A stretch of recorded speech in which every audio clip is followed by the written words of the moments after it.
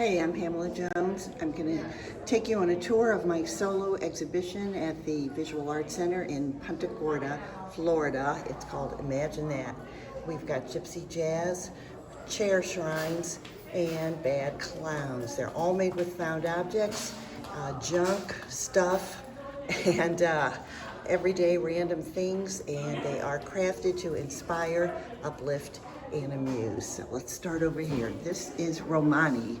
It's about 3 feet long, about 16 inches wide, and it has kind of a floral theme. It started life as a dish towel holder with pictures of chefs on it where the flowers are.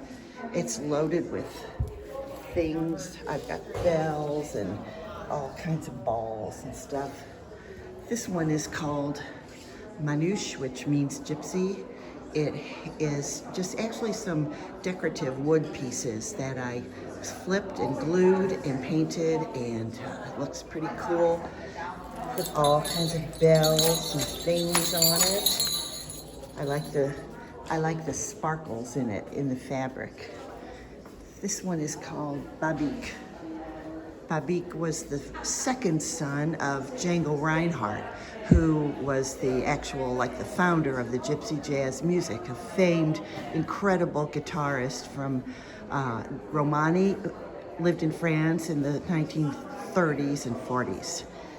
I love this. It was a metal carrier that I rusted and put these brass things in. I don't know what they are. So here's the former handle. I like the contrast of the leather and the fabric, and it's got all kinds of fun dangly things on it too. I wanted to make something a little more rugged and masculine, so this is Babik. Here we have Nagin. Nagin was the mother of Django Reinhardt's firstborn son. Sorry. She's the mother of Babik. It's Nagin. So we have this combination of faux leather, pink strips, and along with chiffon.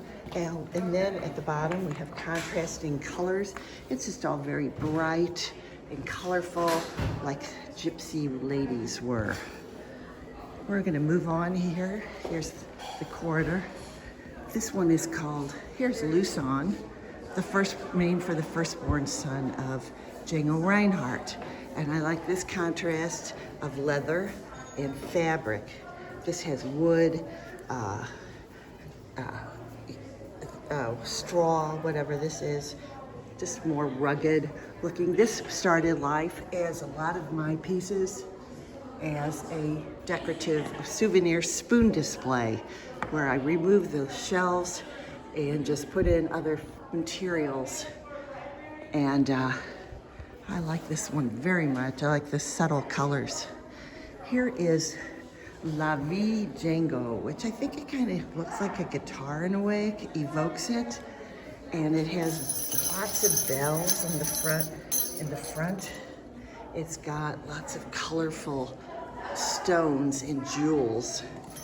And La Vie Django, not necessarily carefree, but colorful and vibrant. Here's Campfire. This was a metal display that I rusted, put these cut copper pieces into it and the stones evoking smoke. I think it has a lot of the colors of the fire. It has all kinds of treasures mixed into it too. You've got to dig deep for a lot of them, but there's rings, there's jewels and beads. But I think essentially it kind of evokes the colors of the flames. That's about 4 feet long. Here is the first one I made, the first gypsy jazz piece, Caravan. And it is, again, a spoon display. They have such pretty carvings and shapes at the top. These are just little balls that I covered. Like down here, there's more balls. This one is full of really fun stuff.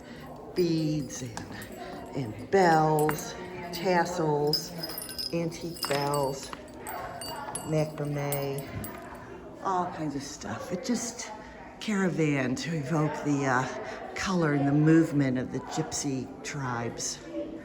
This one is Le Forêt. The gypsies lived in the forest, and this is all leather, different colors of leather and layers. This is like, I don't know, it's kind of like pendulums, but just decorative finish. This was a wood slab that had daisies painted on it that I redid with stones and enamel. Actually, this one is my favorite, I think. Here is Florine, named for the mother of Lucien Reinhardt. And it was a little decorative shelf again. Here's a little faux succulent that I think really pulls it together. Lots of, again, bells and beautiful fabrics, very bright and vibrant and thick. There's a lot of layers to this one. Bells on the sides, very pretty, whoops, pretty mosaics. And then finally here is tambourine. It's about 4 feet long, and it has all just like gossamer, chiffon, lots of bells. I think I don't know, the shapes just kind of remind me of the tambourine and the colors. All right, we're gonna move across the hall here. I'm gonna start over here. We're gonna go back to the beginning of the hallway, kind of give you a look at the corridor here. And let me aim it down here. Here's the corridor. There's the gypsies, and there's the chair shrines where we're gonna start at chair shrines. Okay, they honor merry and unique and thoughtful assemblages. Here is Birds and Virgin. They're mostly like doll chairs, small scale. This is like 12 inches high and 10 inches wide. And they're made with found objects and statues of Virgin Mary that I pick up in my travels. So this is Chair Shrines, Birds and Virgin.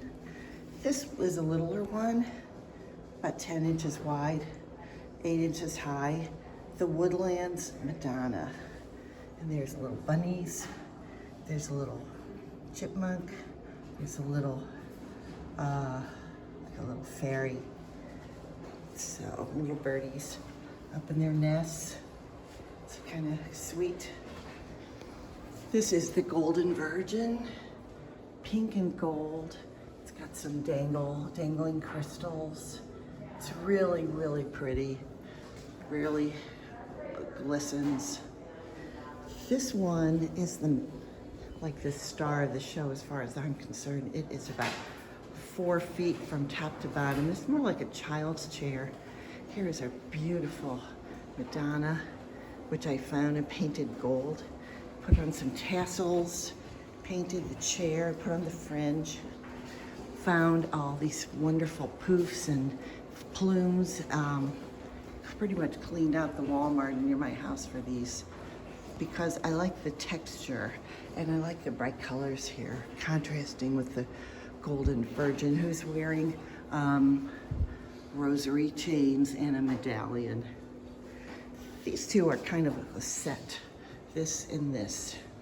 This is the Fruitful Virgin, and I had a lot of these faux fruits at home.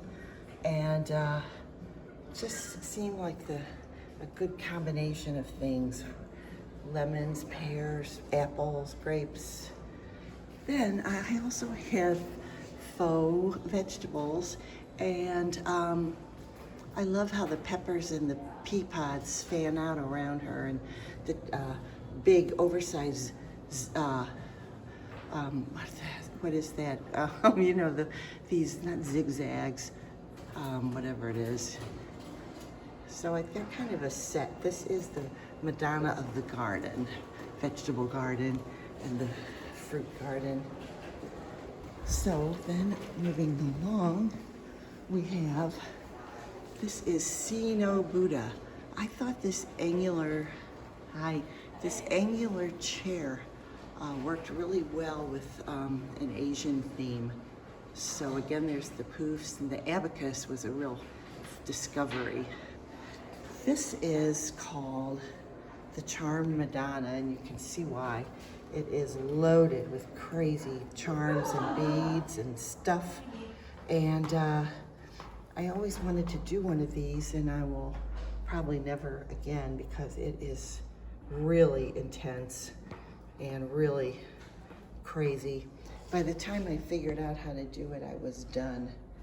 But it turned out pretty cool, and it is made from a booster seat, a child's booster seat from a restaurant, the old-fashioned kind.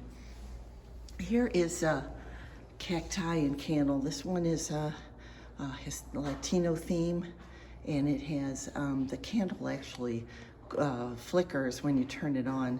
And we have little babies, and we have a Guadalupe candle. I love rusty bottle caps. I love to work with those. Lots of jewels and vibrant colors.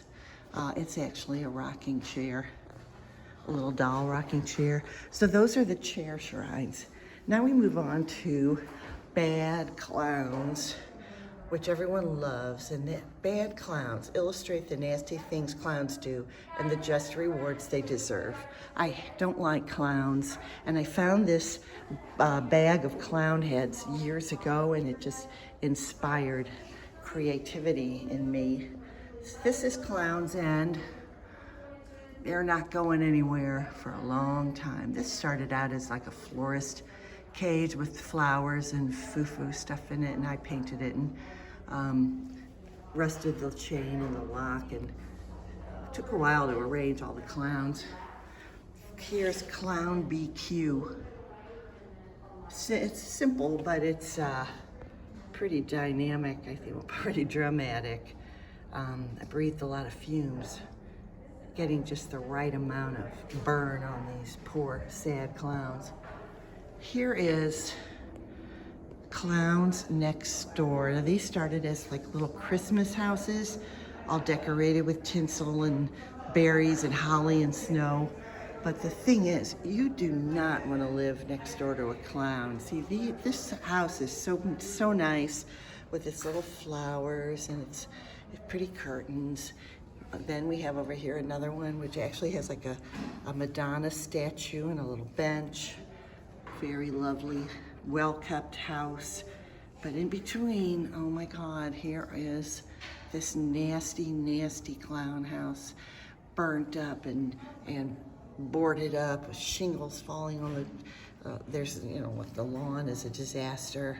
Poor flamingo on its back, and the fence fell on the gnome. It's just terrible. So you don't want to live next door to a clown. Here is Pop Clowns. Fresh, tasty, yummy. And this was a miniature vintage popcorn maker that actually worked, but I cut the wire off and just made it more tacky and greasy and burned up more clown heads, as you can see inside. It's just nasty. But, you know, clowns get what they deserve. So that's Pop Clowns. It's about 18 inches high. Here's Clown Dream. Ugh, everyone dreads falling asleep and thinking clowns are gonna come get him. The poor little innocent girl, and look who's peeking through the window. So this is all handmade.